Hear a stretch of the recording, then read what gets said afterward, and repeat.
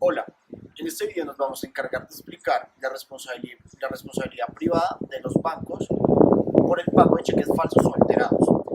Cabe resaltar que es de suma importancia la intervención estatal dentro de las entidades financieras para proteger y dinamizar la economía y garantizar la integridad monetaria. Cabe resaltar que el legislador ha ubicado las actividades bancarias dentro de un régimen objetivo, alejándolo de un sistema culpabilista para proteger los bienes, servicios y recursos de los consumidores financieros. En Colombia, respecto a este tipo de responsabilidad, se han manejado diferentes corrientes jurisprudenciales, doctrinales, las cuales nos refieren específicamente para este caso de la responsabilidad de los bancos por cheques alterados o falsos. Una diferenciación, y es que algunos nos dicen que es un tema de responsabilidad objetiva, otros nos hablan acerca de que es un tema de responsabilidad subjetiva, pero básicamente lo que diferencia este aspecto es la teoría del riesgo. Y básicamente esta teoría lo que nos dice es que el riesgo es la contingencia de un daño, es la exposición al peligro o a una actividad peligrosa de un bien jurídicamente protegido. Y básicamente la diferenciación que se ha hecho en Colombia respecto de esta teoría del riesgo y lo que han marcado, que es una responsabilidad objetiva, es que se presume la responsabilidad de los bancos respecto de su actividad financiera y esa reparación que ellos deben hacer al consumidor, que es básicamente al que estamos protegiendo.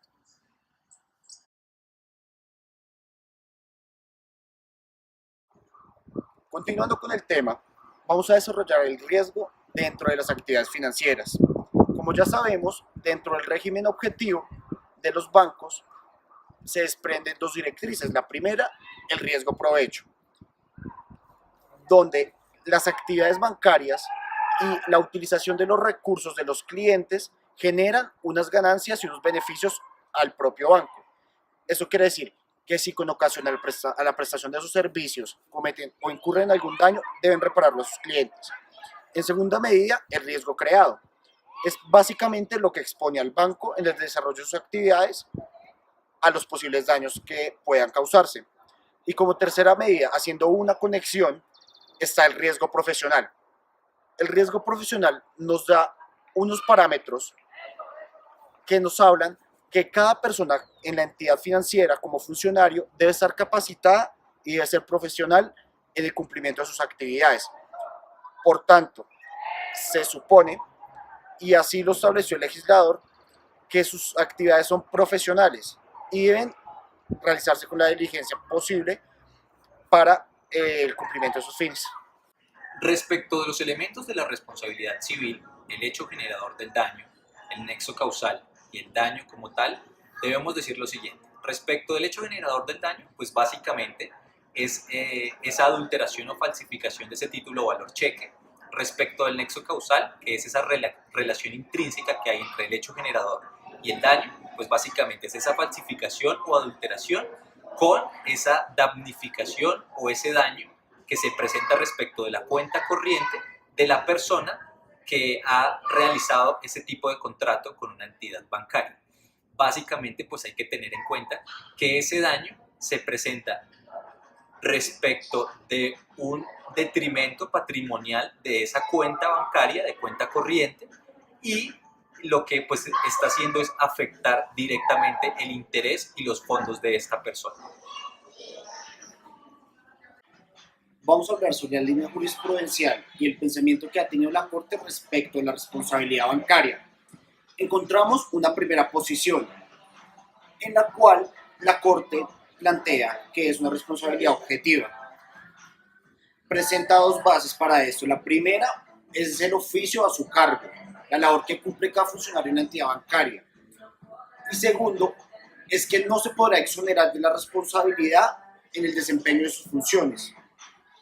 Es la segunda posición encontramos que sigue siendo una responsabilidad objetiva, pero algo novedoso que nos presenta la Corte y su fundamento es la capacidad de resistencia que tiene el banco para responder por las contingencias de los hechos dañosos.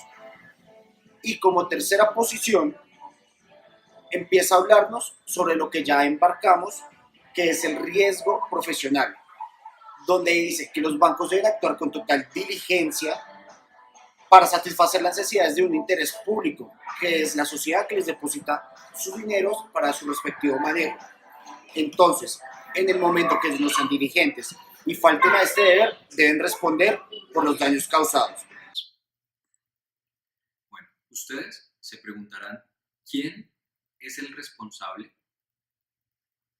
de pagar o de indemnizar los perjuicios que se causaren con ocasión de un cheque falso o de su alteración?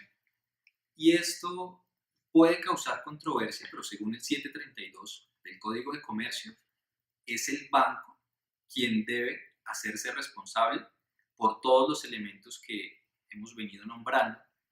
Y además de esto, se quiere hacer una salvedad para esta ocasión, y es respecto de que si el librador o la persona depositante, quien es aquella que tiene un contrato de cuenta corriente con esa entidad bancaria, no notificare a esta entidad dentro de los 3 meses esa alteración o esa fórmula poco ortodoxa que se ha producido respecto de su cuenta, pues el banco hará lugar a que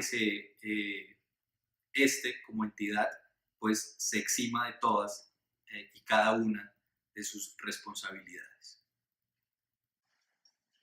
A continuación, vamos a seguir con las conclusiones del caso concreto.